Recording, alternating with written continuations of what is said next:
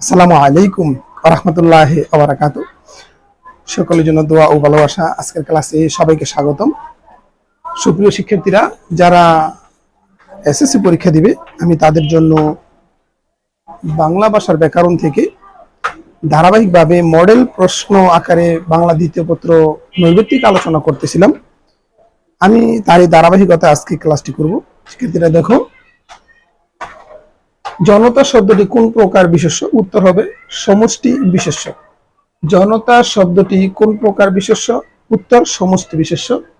উৎস বিবেচনায় বাংলা শব্দ ভান্ডারকে কত প্রকার? উত্তর 4 প্রকার। উৎস বিবেচনায় বাংলা শব্দ ভান্ডার কত প্রকার, অথবা বাংলা শব্দ ভান্ডারকে কয় ভাগে ভাগ করা হয়েছে?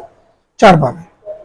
তৎসম, তদ্ভব, দেশি, বিদেশি। নিচের কোনটি যৌগিক ক্রিয়ার উদাহরণ? এগিয়ে চলা। নিচের কোনটি যৌগিক ক্রিয়ার উদাহরণ? এগিয়ে চলা। এবার বাক্যটি বাজানো হোক। বাক্যটি কর্তাবাচ্য কি হবে?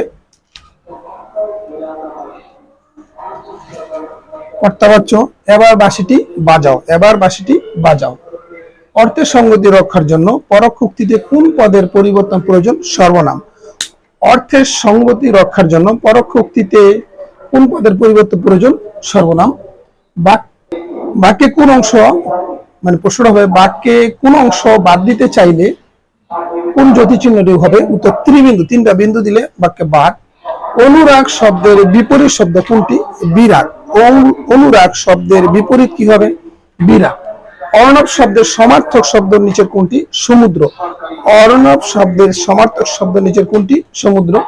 পুরো চিঠি বাগদারির অর্থ কি? বেনামি চিঠি। পুরো চিঠি বাগদারির অর্থ কি? বেনামি চিঠি।